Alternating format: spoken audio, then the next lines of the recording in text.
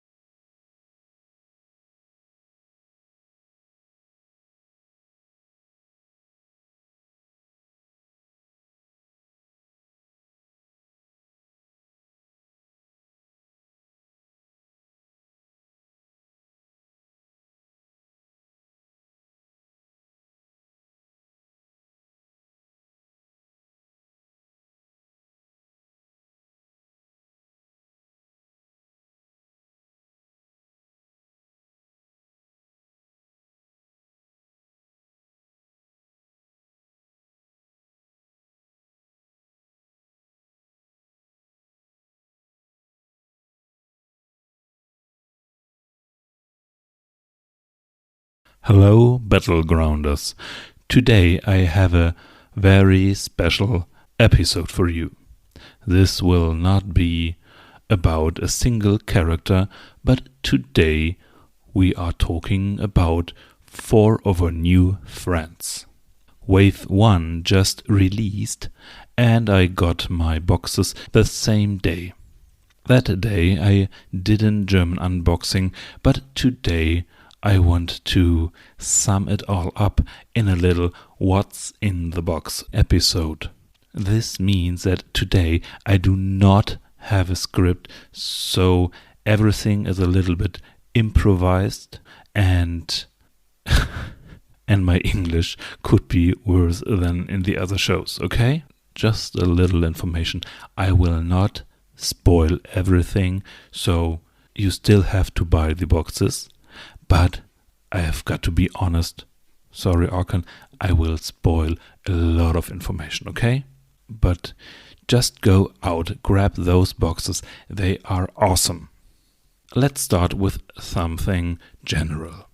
Both boxes do contain 2 characters and 16 cards, an assembly manual and a short rules update, which just updates the rules for this new wave. It is the same in both boxes.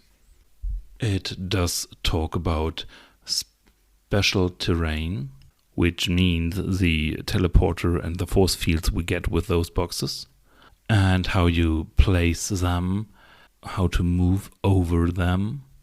Yes, there are high obstacles. And that they could be attacked. They do just have a single point of health, 0 toughness and 0 mind. So they could both be destroyed really, really quick. They do not block line of sight and a character behind them is not in cover. But it is not possible to move just through them. We do get 2 kinds of special terrain in these boxes. We have the teleporter in the Evil Warriors box, which do have the effect that after they are placed, that all surrounding hexes are next to the surrounding hexes from all the teleporters. Does it make any sense? You see, I do not have a script today.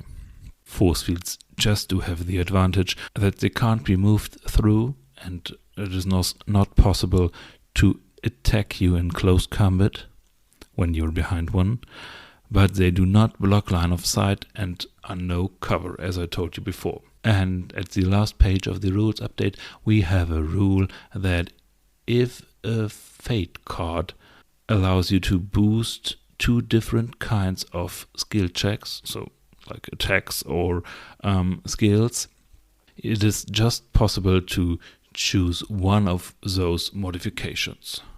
Okay? And there is a rule how to pass buffs or debuffs to other models if you have got an item which allows you to do this.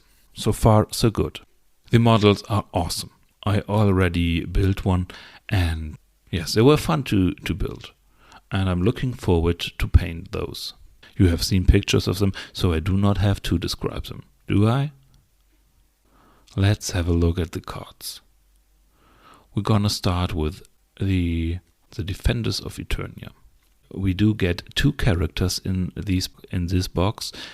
For one, that is Tila and the Sorceress. I have to remind you that I do own the German cards, so I could take the names from the cost tables, which is especially useful with the items, but the English translation of the skills may not be the official ones you read on those English cards, okay? I have to do it on my own. So let's start. We've got Tila. She has 5 health, toughness 2, mind 3, power 4, perception 3, strength 4, and a movement of 5-8. Her skills are acrobat. Tila is allowed to do 1 free move action during an interruption for 2 hexes. This interruption could be made in any direction and may not be interrupted. This is so strong. Actually, she's got to move by... she's got a free move. So you could use this if someone is getting into close combat with her. You could you could use your free movement to get behind him and attack him. This is great, huh? And the other skill is Warrior Goddess. Allies within 8 inch are allowed to re-roll 2 dice during a skill check. Nice, huh? Isn't it? Her equipment is Tila's sword, and she is allowed to carry a single close combat weapon, 1 spell, a shield, and 2 trinkets. Next one is the Sorceress. She has a health of 1, toughness 1, mind 4, power 5, perception 2, strength 3, and movement of 5 and, which is awesome, 10. If she does a focused move, she's even faster than Stratos. Maybe she's shape-changing to the Falcon, huh? Her skills are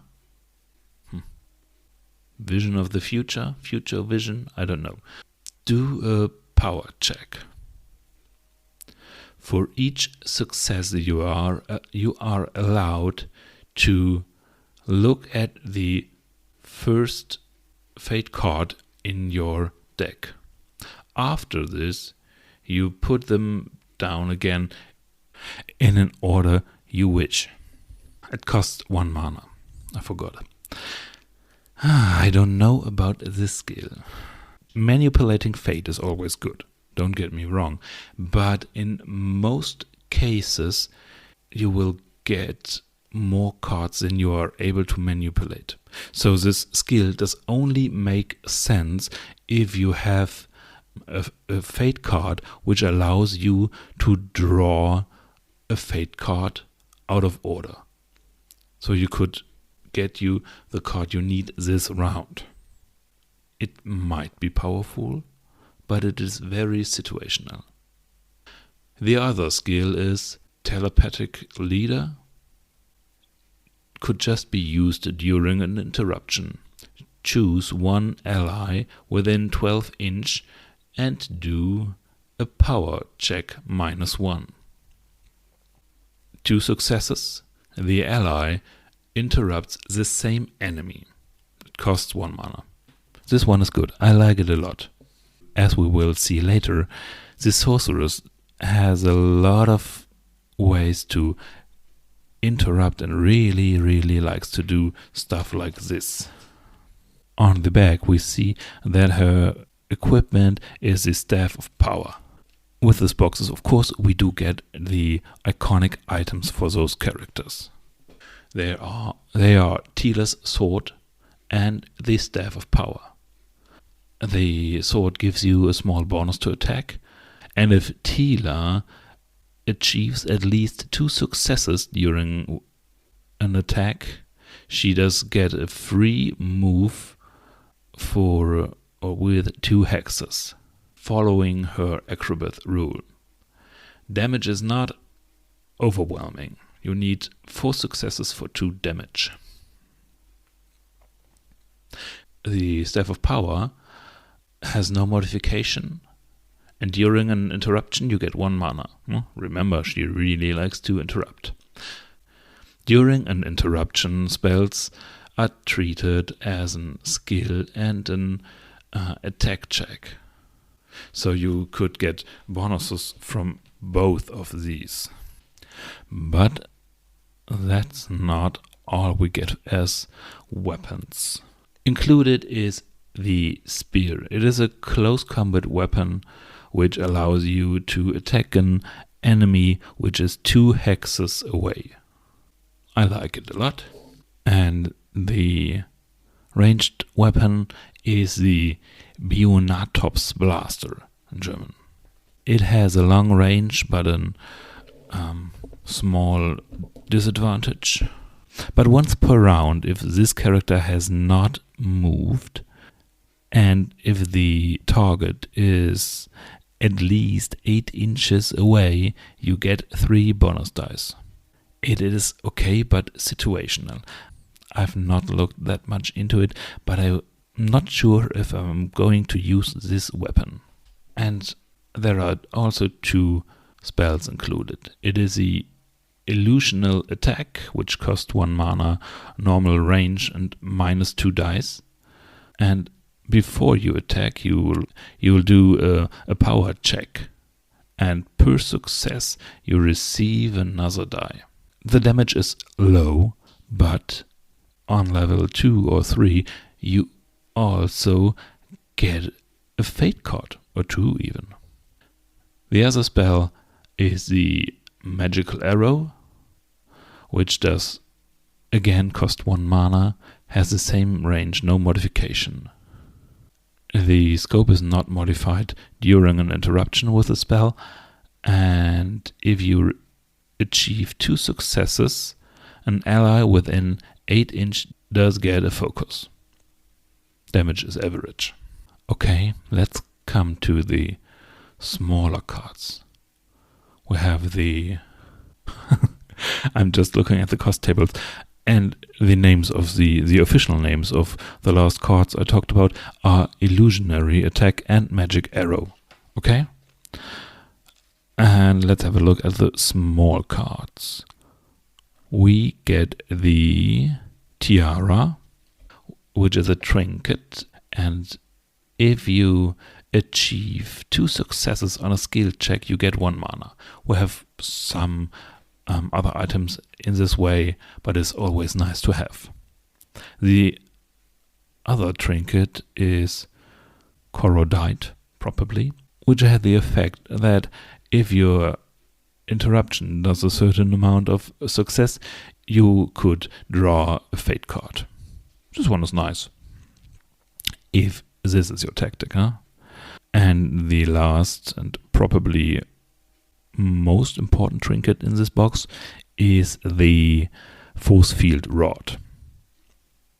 This item is expanded or used, and it does needs an action point. After this, you are allowed to place the 3 force fields within 8 inches. You do not have to place them next to each other, I guess, so you could put them where you want. Let's have a look at the Fate and Glory cards included in this box. We have an Initiative 3 card with 2 AP, 2 mana. And if this character achieves 3 successes on a skill check during this activation or interruption, he gets a focus, or 1 mana. The next one is Initiative 7, 2 AP, 0 mana. Set this character's mana to 3. I could really like this on He-Man during one of the early turns that he starts with a lot of mana. And the last Fate card is Initiative 9, 1 AP, 2 mana. Increase scope during this activation or interruption of any skill check by +1 or get a mana. We have seen cards which are similar to this one, but it is okay if you've got a list which heavily depends on skill checks. And the Glory card, I think this one's awesome. It has initiative of 9, 2 AP, 2 mana, and if you knock out an opponent during an interruption, you get 30 victory points. That's a lot, and if your list is made this way, it is not that hard to achieve it. Or you could just use it to get another AP. But 30 victory points are so much sweeter. Okay, this was the Masters box. Shall we go on with the Evil Warriors? Of course we do. Just let's start with the cards. Everything is said earlier. Okay, the first character is Beastman, and he is a beast. He has a health of 6, toughness 2, mind 2, power 2, perception 3, strength 5, movement of 5, 8. And the skills are Wild Rage. On activation, if Beastman has at least 1 wound, get a mana. And if Beastman has at least 3 wounds, get an AP. This is so great. I like it a lot. Of course you will say, okay, when he receives his free AP, he's half dead. But he has another skill which is called Supernatural Resilience, I think, probably. Endurance, maybe.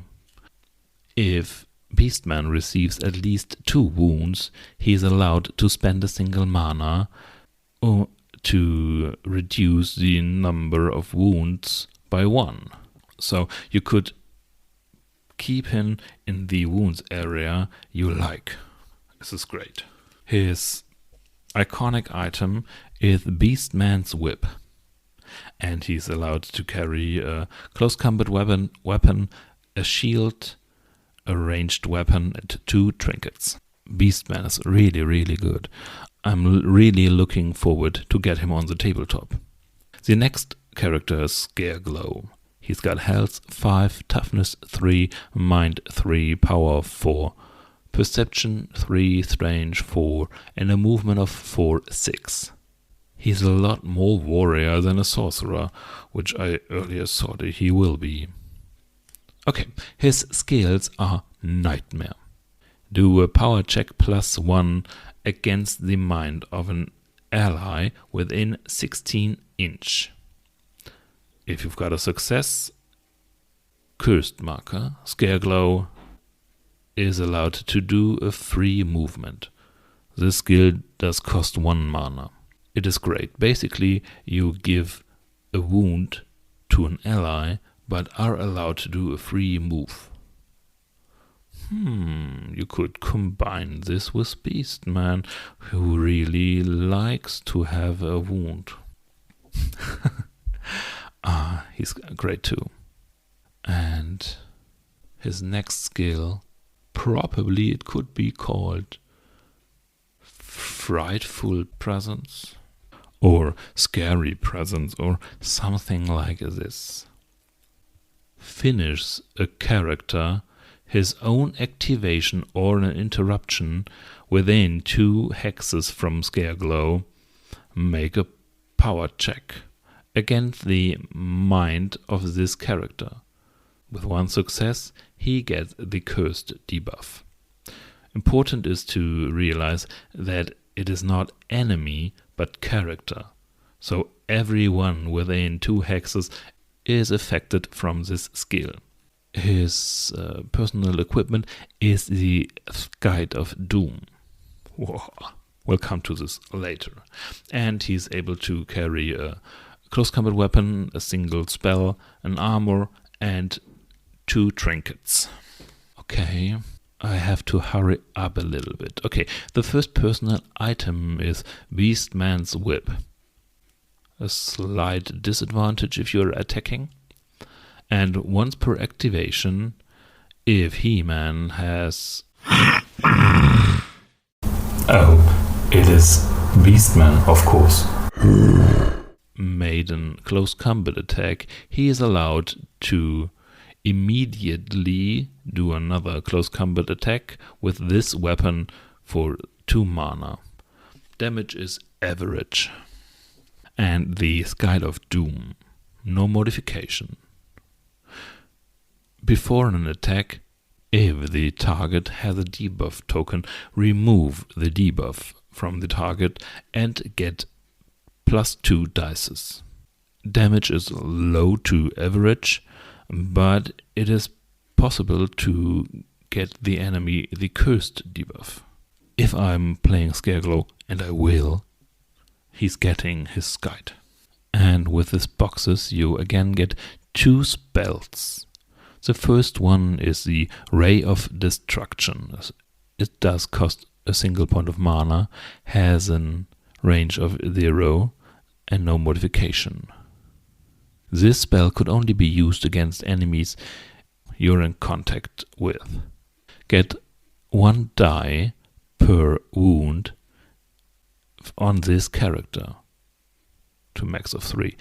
In my opinion, it is not clear if you get the number of wounds on your own model or on the enemy. We're gonna have to ask this. The next spell is the Fatal Flaw. A long range, +1 die, no mana costs.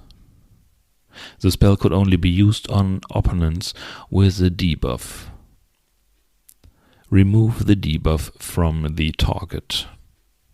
Low damage, but you get some mana out of it. It is okay, if you really want to get some more mana on a model, or you've got someone who needs a lot of it, this could be really, really useful. If you've got a sorcerer who wants to be in close combat. The ranged weapon is the Mega Blaster. Low range, -2 die, but before an attack, do a strength check. Per success, you get another die, to a maximum of 5. The melee weapon included is the Skull Weapon.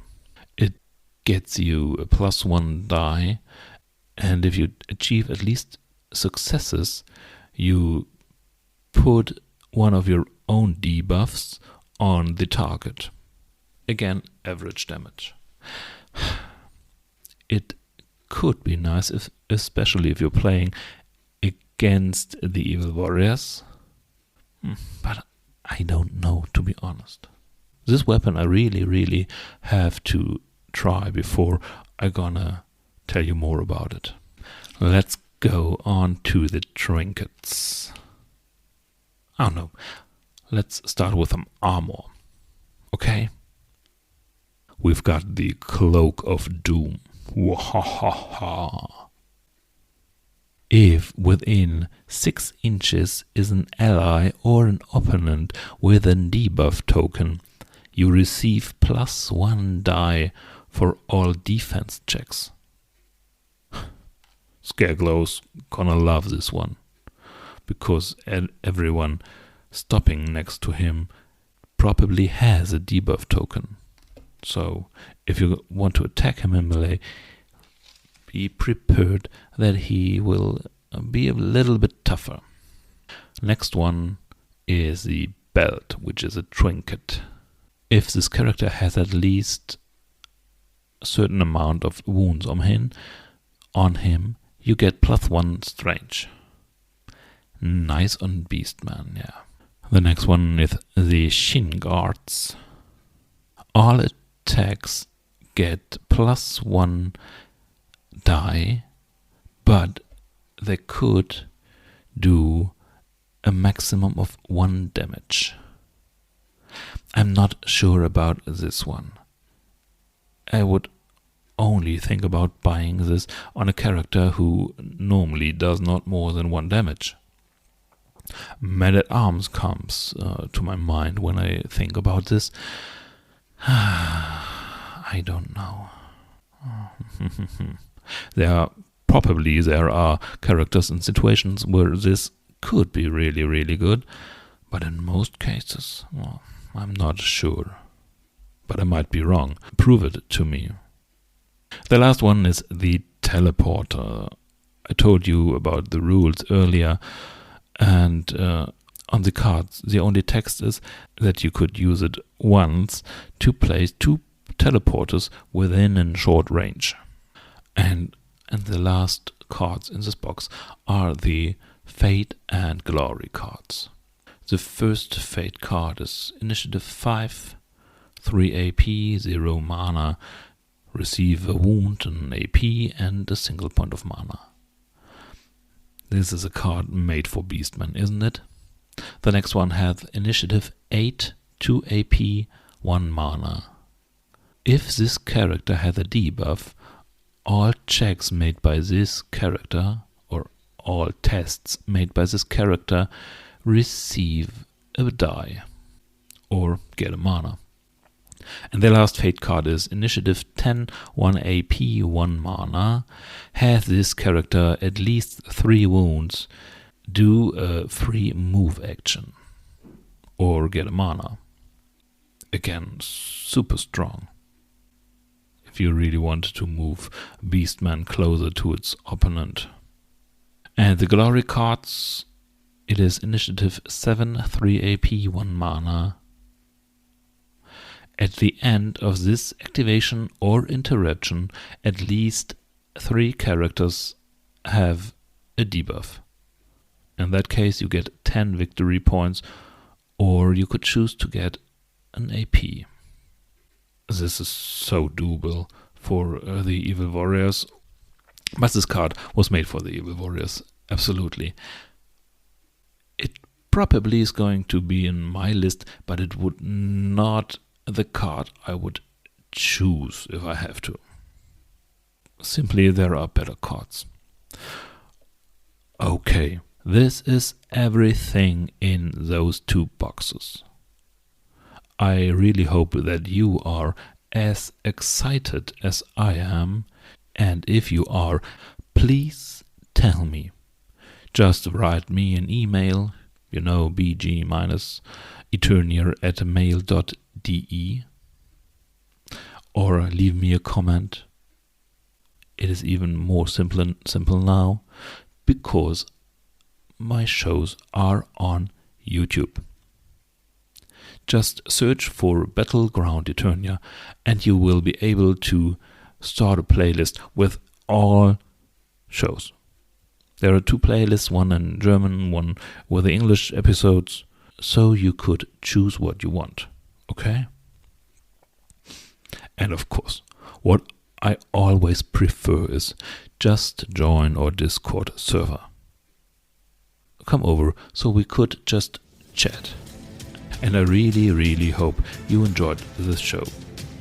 If you did, join me next time on Battleground Eternia.